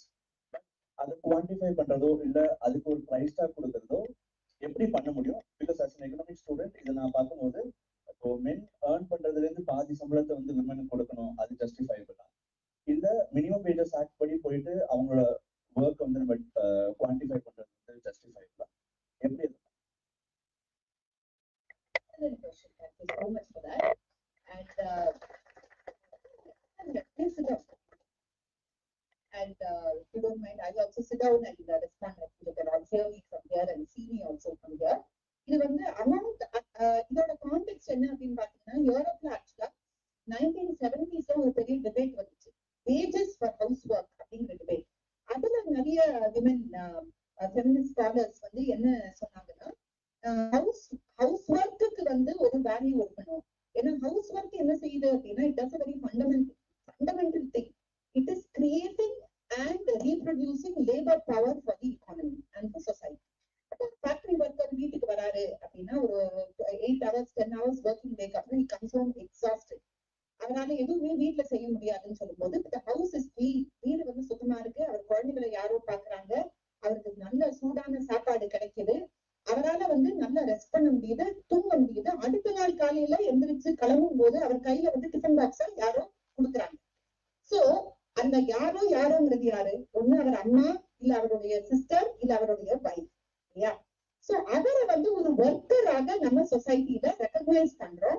அவருக்கு ஒரு minimum wage கொடுக்குறோம், அவருக்கு ஒரு trade union இருக்கு. அந்த wage கம்மியா இருக்குன்னு அவர் ஃபீல் பண்ணாருன்னா அந்த ட்ரேட் யூனியன் மூலமாக அவர் டிமாண்ட் வைக்கிறாரு, எனக்கு அதிக வேஜ் கொடுங்க, ஐம் ஒர்க்கிங், நான் ஐம் கிரியேட்டிங் வேல்யூ, என்னாலதான் வந்து இந்த ஃபேக்டரிக்கு ப்ராஃபிட் வருது அப்படின்னு அவரால சொல்ல முடியுது, ரைட்? பட் அவருடைய வீட்லயே வந்து ஒரு எந்த ரெகக்னிஷனுமே இல்லாம ஒர்க்கர்ங்கிற ஐடென்டிட்டி கூட இல்லாமல் women are working, right? And those women are unpaid so-called housewives. So-called நான் ஏன் சொல்றேன் அப்படின்னா that word is actually wrong. It's a wrong word. They are also workers. They are part of an invisible workforce. நம்ம கண்ணுக்கு தெரியாத உழைப்பாளிகள் அப்படின்னு கூட நம்ம ரொம்ப ஸ்ட்ராங்கா சொல்லணும், தவறே கிடையாது. அவங்க என்ன உழைக்கிறாங்க நீங்க யோசிக்கும் போது they are creating and recreating labor power. Labour பவர்ங்கிறது கச்சையா பிழிஞ்சு எடுக்கிறோம் அந்த ஃபேக்டரியில. அந்த பவர் வந்து everyday it is getting exhausted. But when they get back home, that power, and they sleep, they rest, they eat with mental peace. ஏன்னா வீட்டுல இருக்கிற பெரியவங்களையும் குழந்தைகளையும் யாரோ பாக்குறாங்க. அந்த வீடோட என்வாயன்மெண்ட் வந்து காமா இருக்கு, சூதிங்கா இருக்கு, வீட்டை யாரோ கிளீன் பண்றாங்க. இதுக்கெல்லாம் வேஜ் கிடையாது. யாரோ செய்யற அந்த வேலைகளினால் அதாவது அவருடைய மகளோ மனைவியோ செய்யக்கூடிய அந்த labour, let's use the right word here, labor. அந்த லேபர்னால அவரால் அடுத்த நாள் வந்து ஃபேக்டரிக்கு ஒர்க் பண்ண போக முடியுது அப்படின்னு சொல்லும் போது விமனுடைய unpaid care work is a better word. இப்ப நம்ம எக்கானமிஸ்ட் நிறைய யூஸ் பண்றாங்க, சோசியாலஜிஸ்ட் நிறைய யூஸ் பண்றாங்க. ஹவுஸ் ஒர்க்னு சொல்றதை விட கேர் ஒர்க் அப்படிங்கிறது அன்பெய்டு கேர் ஒர்க்ங்கிற வேர்டை வந்து இன்ட்ரோடியூஸ் பண்ணணும் நான் நினைக்கிறேன். தட் இஸ் பராமரிப்பு வேலை. தமிழ் எப்படி சொல்லுவோம்னா பராமரிப்பு வேலை. Cooking, cleaning, washing, taking care of children, taking care of elderly, plus யாருக்காச்சும் வீட்டுல முடியாம இருக்காங்க, பிசிக்கலி டிசேபிள்டா இருக்காங்க, ஃபீவர் இருக்கு, அதுவும் caring work. That unpaid care work or care labor is you can even say it is the engine on which the economy is running, and it is a very massive subsidy for the economy, right? Because nobody is paying that work directly. So அந்த கான்டெக்ட்ல இருந்து அந்த இது வந்தது. Just go back to little bit of history இந்த கேட்ட அந்த கேள்விக்கு. அது அந்த கான்டெக்ட்ல வந்து you know what happen before the elections. Makkal Needhi Maiam Kamal Haasan pick it up. He wrote about unpaid housewife. If I come to power, women ஓட ஹவுஸ் ஒர்க்கை நான் ரெகக்னைஸ் பண்றதுக்கு 3,000 a month கொடுப்பேன் அப்படின்னு சொன்னார். Then it came into the DMK's manifesto, right?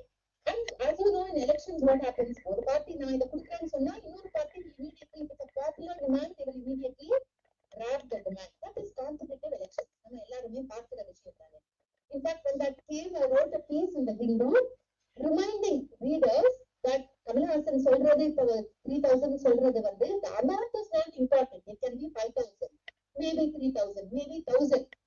That is depending on the financial status of the state government. What is more important is the work and the labor that is being recognized and the identity of a woman as a worker and a labor. So that's, I just want to add that first.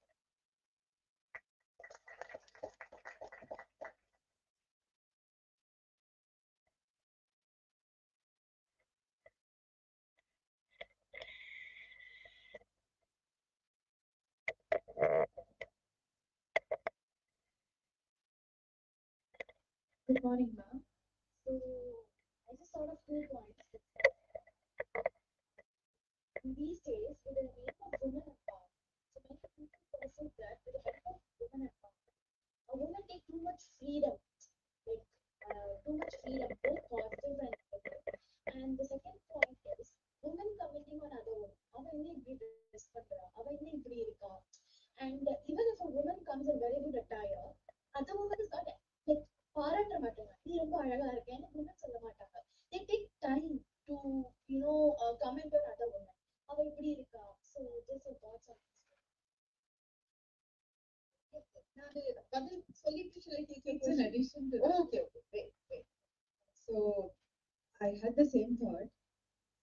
In the name of gender equality, in the urban sector, do you think the number of divorces are going up? I mean, there are very trivial issues for which it can be resolved by talk, but it is becoming bigger and bigger. Do you think that people are becoming, I mean, the opposite genders who are staying at home, they are becoming intolerant to each other? Because in the last few years, we have seen the number of divorce cases and number of separations. So I would like to know your thoughts. Great questions. இப்போ வந்து it is true in many societies that when there is education for women, when there is employment opportunities, கொஞ்சம் gender equality அதிகமாகும் போது, yes, divorce rates also, this is historically, இதை நீங்க வந்து north American சொசைட்டிஸ்ல பார்க்கலாம், European சொசைட்டிஸ்ல பார்க்கலாம். இதை வந்து 2 விதமா பார்க்கலாம், right?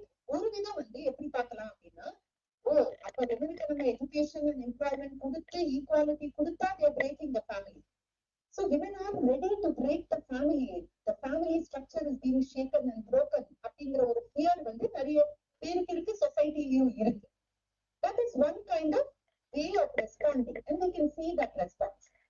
Another way of responding is to ask the question, why is it that women maybe are now more eager to get out of a situation where they are unhappy, right? Because they can get out now.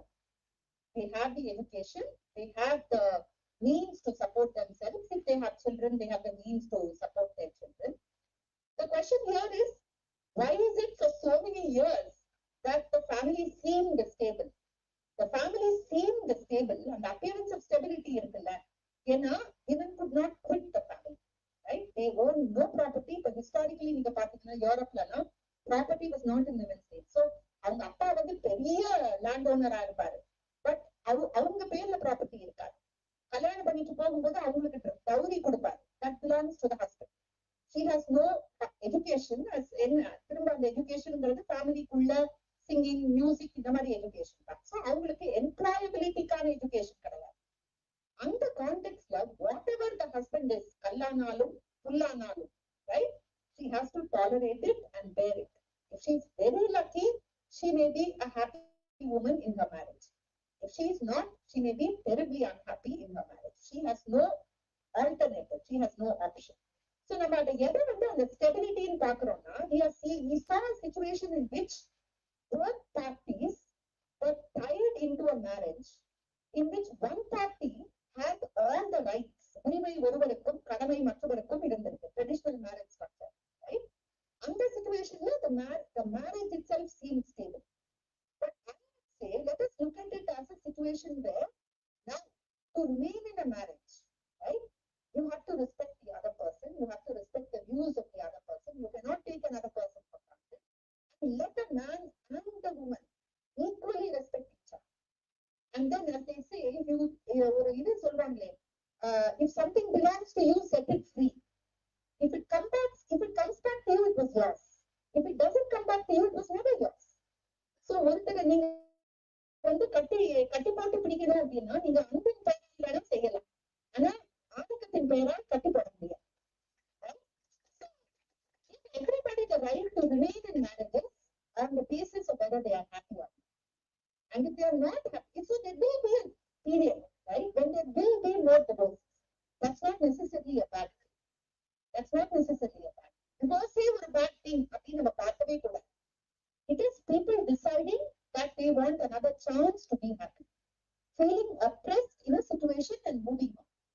And so what? Right? So this notion that the family cannot be shaken up is the problem. The divorce is not the problem.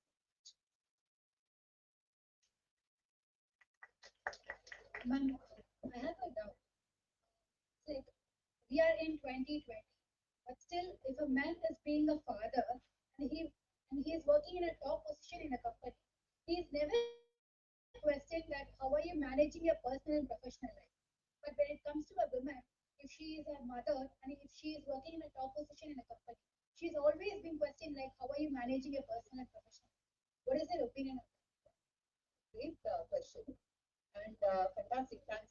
I love this interaction. அதனால தான் நான் பேசும்போது கூட கம்மி time எடுத்தேன். So I could hear your thoughts and your questions. So இது வந்து ஒரு இல்ல, இத வந்து பெப்சிகோவுடைய இந்திரா நூயி கூட சொல்லியிருக்காங்க. CEO of PepsiCo also says the same thing. And if you want to remember some years ago, there is, of course, it is unfair, right? Obama US presidential election, do you all remember? There was some 15 years ago, Obama was running against Hillary Clinton to get the Democratic Party nomination for his own party, right? அந்த நேரத்துல Hillary கிளின்டனோட public interviews எல்லாமே பாத்தீங்கன்னா Hillary என்ன மாதிரி questions கேட்பாங்க அப்படின்னா, நீங்க வந்து what kind of mother are you, what sort of wife are you, right? Importantly, ஒவ்வொரு இன்டர்வியூலையும் ஹிலரி வந்து என்ன சொல்லுவாங்க, what is your favorite recipe? So Hillary வந்து எனக்கு இந்த மாதிரி ஒரு ஆப்பிள் பை பண்ண பிடிக்கும், I spend time with my daughter, I monitor her homework every evening. அத வந்து சொல்லணும்.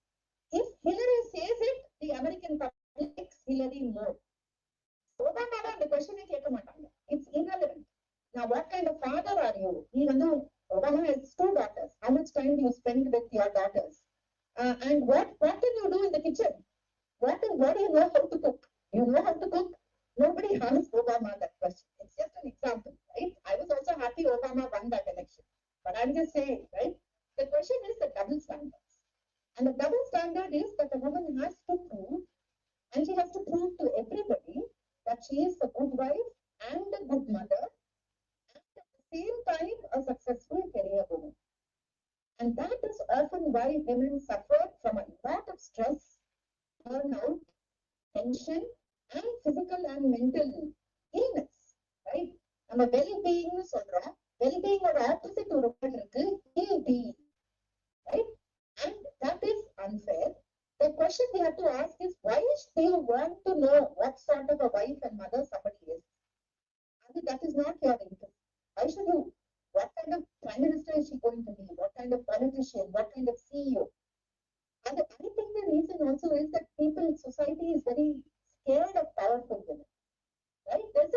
When women have power, society is scared, and that's the truth, right? So we want to see tame versions of women. அது வந்து அவங்க மதரா நம்ம பார்த்தோம்னா நம்ம அவ்வளவு பயப்பட மாட்டோம். But if she's actually a powerful woman who says, I can't cook and I don't care, right? What kind of a mother I am, or what is my personal personal life is not your business. Maybe I'm married, maybe I'm not. Maybe I have a child, maybe I don't have a child. Maybe I'm single, maybe I'm divorced. That is not your business. If a woman actually says that and then says, but I'm a strong woman and vote for me, let us see how the voters take that. That is our maturity. We have to mature and overcome our own gender biases to accept women, no matter what their personal life is, right? Because that is really none of our business. Thank you.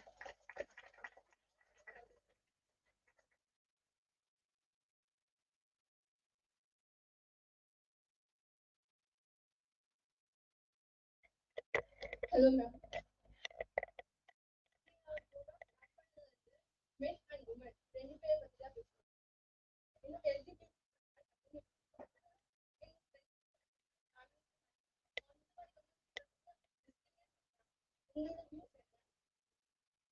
I completely agree with you. Please. And yes, I agree with you. In fact, the experience of people with transgender identities belonging to the LGBT community in a state like Tamil Nadu is much better. Because Tamil Nadu's development policies, from getting a ration card, you can say that you are the Mundram Palina. Right? You can say that you are somebody who is a transgender person. So my view certainly is that there must be no discrimination on the basis of either gender or caste or class or religion or sexual orientation. Right? And you can't leave that out of the picture anymore. முன்னாடி ஒரு காலத்துல gender, caste and class and religion ஓட நம்ம முடிச்சிடலாம். Last 20 years, there has been a very powerful voice from LGBT struggles and movements in all countries, including in India. And therefore, non-discrimination is a principle. You must recognize the humanity of every person to be with whoever you want to be with. என்னுடைய personal life, my partner embrace பண்றேன் அப்படிங்கிறது என்னுடைய விருப்பம், என்னுடைய முடிவு. I may be married, I may not. I may have a partner who may be a man or a woman, right? And that is, but my dignity must be respected by the state and by civil society. Civil society is all of us. State is government policy. Civil society is all of us. Definitely there is a lot of discrimination, and often the discrimination comes from within the family itself. Right? Not family discrimination. If they know that a child is different, a boy is not like a boy, a girl is not like a girl, the discrimination but that is again a sort of a maturity, and we have to overcome that and move towards inclusion and equality. when I try to support them, they are, even my friends try to judge me. And one more thing, in the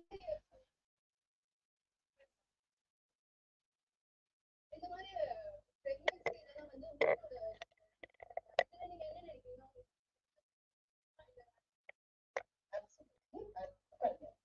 That is the woman's decision. In fact, sadly, it is society that is deciding today.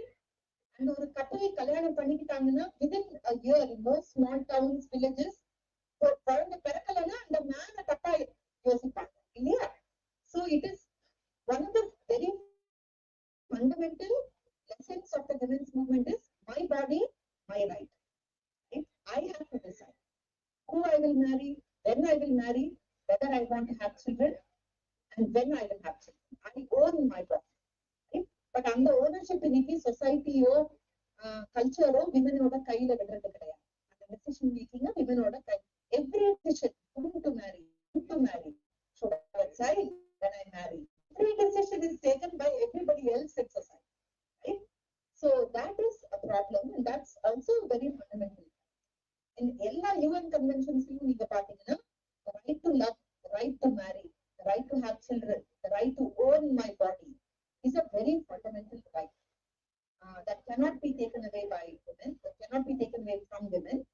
But it is a big battle. We have not won it. In the US, the right to abortion has been taken away. In the US debates follow under Trump's presidency, the right to abortion has been taken away from women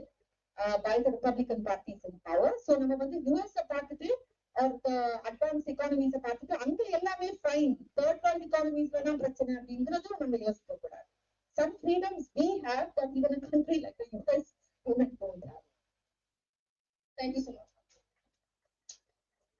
Good morning, ma'am. இப்போ வந்து ஒரு term வந்து ரொம்ப ட்ரெண்டிங்ல இருக்கு, dual income notice. So அதை பத்தி Dual income notice is fine if the two people in the relationship decide that that's how they want to be and they want to spend their income on travel maybe. They may have other interests maybe. They may have a child later in life. See, dual income notice now within 25 to 30s now it is possible to have a child later and they may adopt later as well. So it is possible entirely, and I think once again it's a very, very personal decision. Right?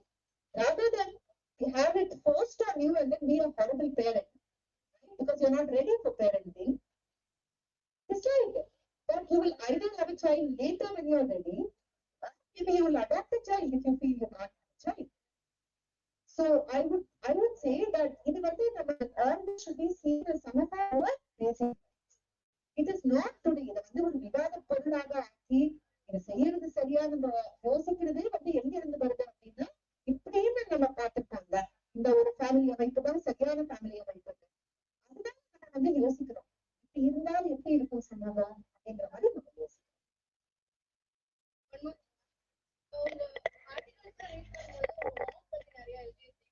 அவங்களை பத்தி இன்னும் கொஞ்சம் சொல்லுங்க. அவங்க ரொம்ப inspire பண்ணாங்க. My mother was a women's movement leader in Tamil Nadu. அவங்க பேர் மைத்திலீஸ்வராமன். ஒரு social activist, political activist, writer, trade union மூவ்மெண்ட்ஸ்லயும் வந்து ஒரு ஸ்ட்ராங் லீடரா இருக்காங்க. இந்த இப்ப கூட ரீசெண்டா பாட்சாத்தி கேஸ் வந்திருக்கு. பாட்சாத்தி கேஸ் நீங்க வந்து பாத்தீங்களா? women in a small tribe, பாட்சாத்தி Dharmapuri மாவட்டத்துல raped by police revenue. இந்த பாட்சாத்தி நடந்த அந்த வருஷமே ஃபர்ஸ்ட் அந்த வில்லேஜுக்குள்ள போன ஒரு 3 பேர்ல எங்க அம்மாவும் அப்ப வந்து as an activist போயிருந்தாங்க. So she is in my life a very, very inspiring person. என்னுடைய everything I am, I owe to her and to my father because எங்க அப்பா எப்படின்னா absolutely zero ego. We call something the male ego இல்லையா? அது வந்து அவருக்கு வந்து zero மட்டும் இல்ல, negative. Life, he looked at his wife, she was an activist, a strong activist, and an engineer. So, Anna வந்து earning person கிடையாது. As an activist, you can't earn. Yeah, he was in a profession. He was an engineer, but he supported her constantly. And in fact, to share a little more personally, when he met my tata for the first time, Amma's appa, அவர் என்ன சொன்னாரு, இவர்தான் நான் கல்யாணம் பண்ணிக்க போறேன். அம்மாவும் அப்பா முடிவெடுத்தாங்க. எங்க தாத்தா சொன்னாரா எங்க அப்பாவை பார்த்து, சார் புரிஞ்சுக்கோங்க, என் பொண்ணு உங்களுக்கு வீட்டுல சமைக்க மாட்டா, வீட்டுல சாயந்தரம் 5 மணிக்கு வரமாட்டா, எந்த நேரமும் யாராச்சும் போன் பண்ணி போன்ல மைத்திரி இந்த மீட்டிங் வர சொல்லுங்க, இந்த ஒரு போராட்ட மைத்திரி அனுப்புங்கன்னு சொல்லுவாங்க. 2 வாரத்துக்கு ஒரு முறை போலீஸ்காரன் கதவை தட்டி உன் வைஃப் எங்க, டாக்டர் எங்கன்னு கேட்பாரு. அதனால இதெல்லாம் தெரிஞ்சுக்கிட்டு நீங்க கல்யாணம் பண்ணிக்கோங்க அப்படின்னு சொன்னாரு. And to which my dad said, கவலைப்படாதீங்க, எனக்கு எதையும் தாங்கும் இதயம் உண்டு அப்படின்னாரு. So without any ego, she was a star. He was her support. And I think that's a great influence on me. So அம்மா பத்தி நீங்க கேட்டீங்க, கூடுதலா நான் அப்பா பத்தியும் சொல்லிட்டேன். Because I feel that is also very much part of who I am.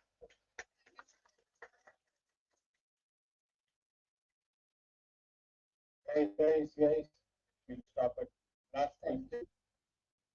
But I'm very surprised there's only one male talking and another male is talking.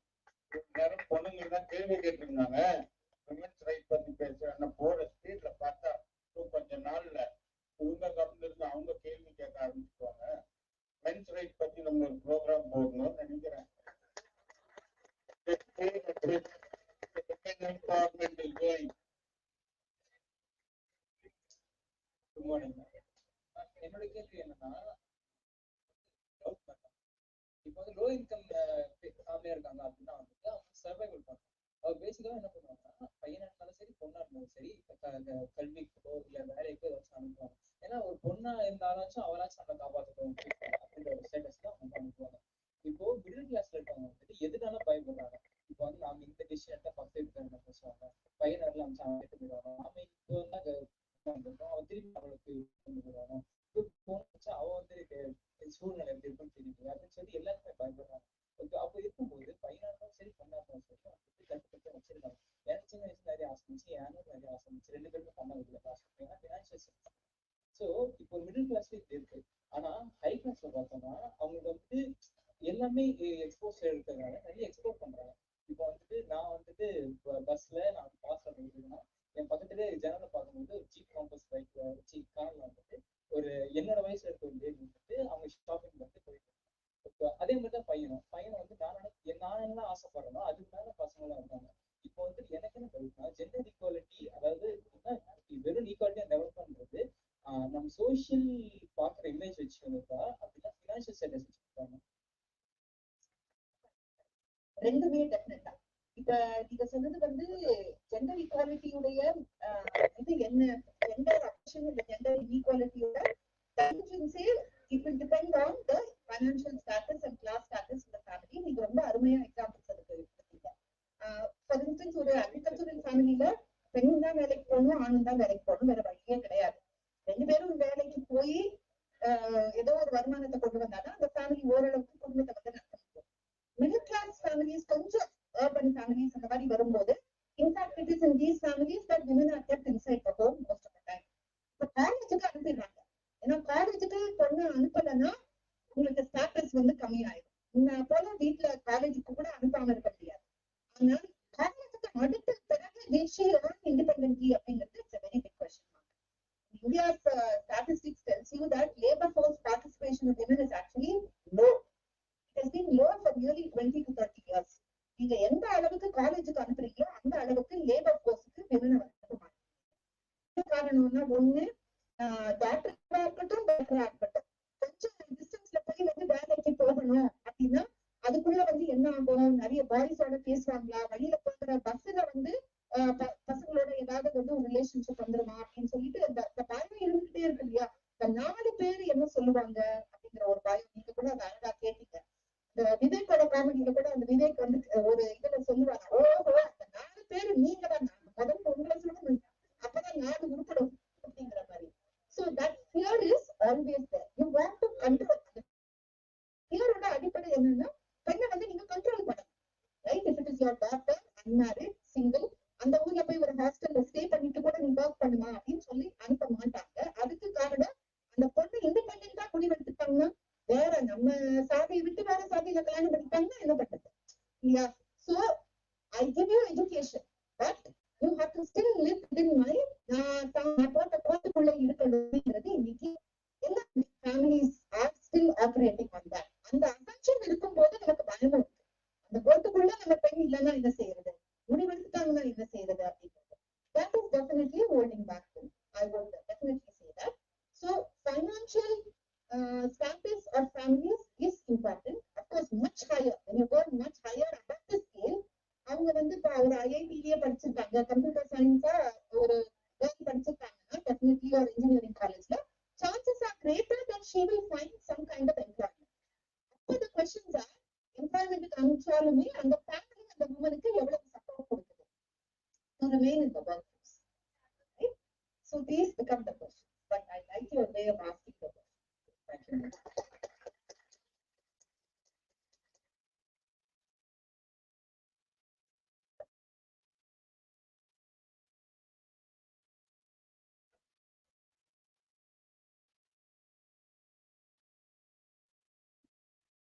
I'm happy to interact with you as long as you are happy to interact.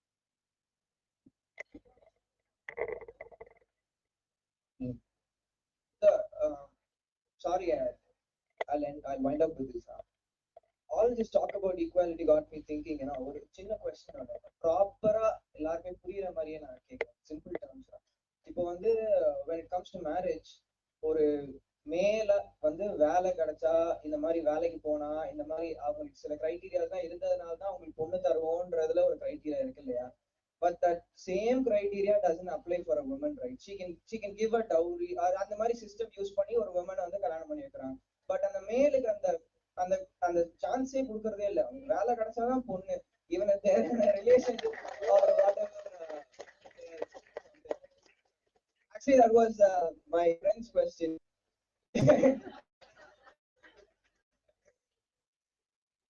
Great question. Yeah, that's true. அது வந்து ஒரு main bread winner மாடலுக்குள்ள நம்ம இருக்கோம் இல்லையா, அதனால வந்து so மேனோட his sense of pride, everything comes from what is his status in the labor market. So definitely marriage marketக்குள்ள when he enters, அதை வந்து என்ன பார்ப்பாங்க அப்படின்னா, what is likely to be his professional career, how will he rise in his career, என்ன மாதிரி prospects, என்ன இன்ஜினியரிங்கா, என்ன படிச்சிருக்காரு, கம்ப்யூட்டர் சயின்ஸ், எலக்ட்ரிக்கல் இன்ஜினியரிங், இதையெல்லாம் வச்சுதான் பொண்ணும் கிடைக்கும், டவுரியும் கிடைக்கும் இல்லையா. அமௌண்ட் இப்போ ஒரு டவுரி கால்குலேட்டர்னு கூட ஒண்ணு இருக்கு, நீங்க பாத்தீங்கன்னா you find it on Google. ஒரு ஐஏஎஸ் மாப்பிளைக்கு டவுரி எவ்வளவு, ஐஐஎம்க்கு எவ்வளவு, ஐஐடிக்கு எவ்வளவு, right? And that is a reflection on our society today. So it is not like world is easy for either, right? இந்த ஜெண்டர் ரோல்ஸ்க்குள்ள போது women are trapped and men are also equally trapped. Okay, gender roles are not easy for them. As you say, women have a chance to opt out. என்னால முடியல அப்படின்னா they can opt out. Men can't opt out. ஏன்னா நீ ஒரு ஆம்பளை, you have to always bear the burden of being the breadwinner and rising in your profession, right? And that is where you get your satisfaction also from. So there is a way, நம்ம கட்டாயமாக when we think of a more equal society, we cannot build that equal society by only talking to women about how gender roles are, expectations are trapping them or limiting them. We also have to bring men and boys into the conversation space and talk with them about how gender roles and gender expectations are also limiting them and trapping them in other ways, right? Because it is important to not pit one against the other. It is not a war.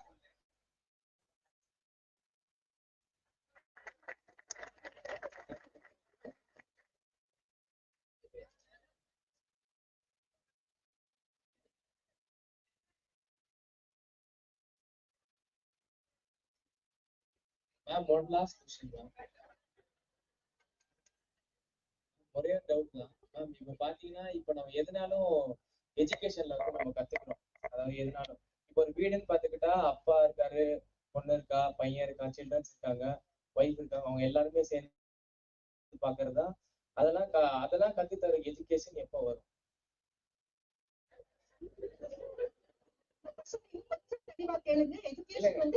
இப்ப வந்து எல்லாத்துக்குமே நம்ம எஜுகேஷன்ல தான் கத்துக்கிறோம்.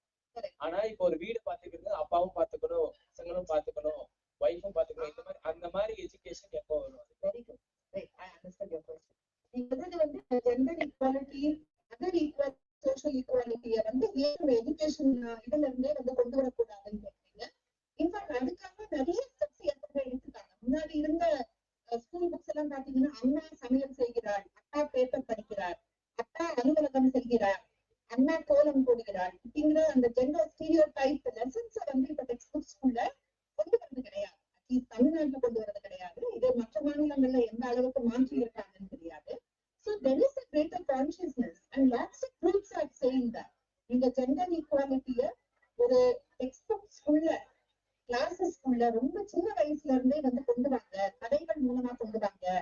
இதை கொண்டு வந்தீங்கன்னா you can change mind sets later when people grow up அப்படிங்கிறது. ஸோ எப்ப வரும் அப்படிங்கறத நானுமே ஆடவா காத்துட்டு இருக்கேன்.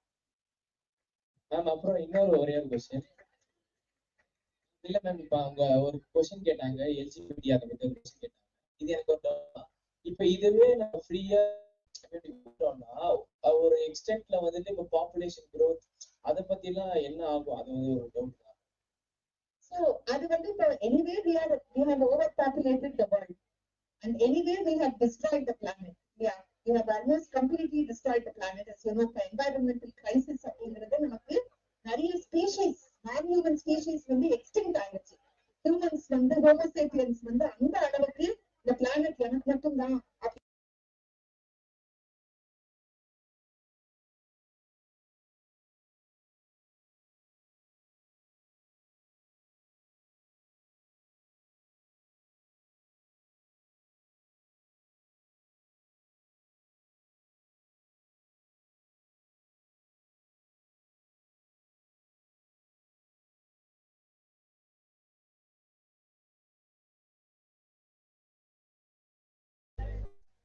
Divorce is a right, ma'am, for living, right? So I like to highlight the postings. What's affect the children regarding the like a family having a children and getting a divorce. So what is the effect both the gender?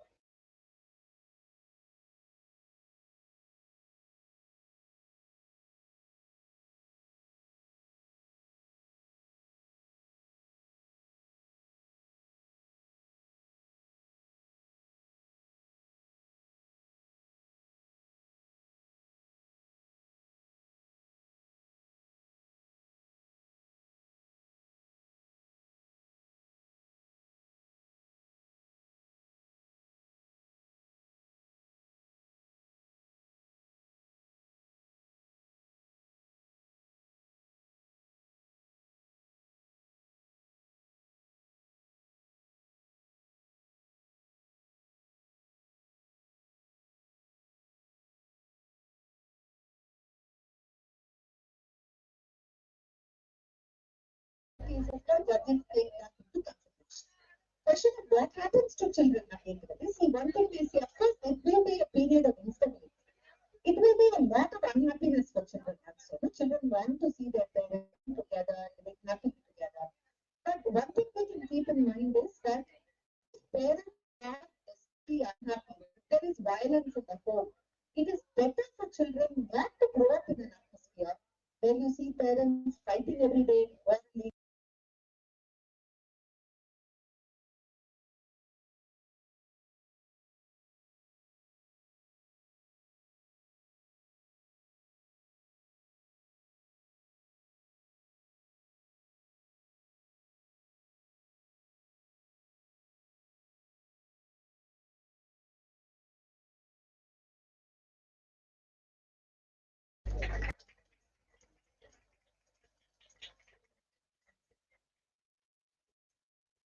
Thank you, ma'am, for sharing your insightful perspective with us.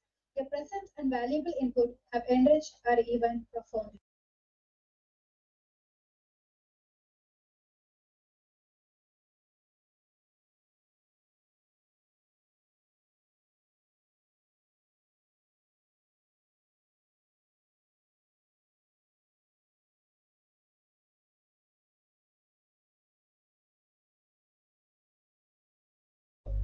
And our for their unwavering support and guidance which has been instrumental in shaping the success of Endowment Lecture. A heartfelt thank you to our chief guest, Dr. Kalpana K, for gracing the occasion, her invaluable insight. Ma'am, your work truly inspires us all.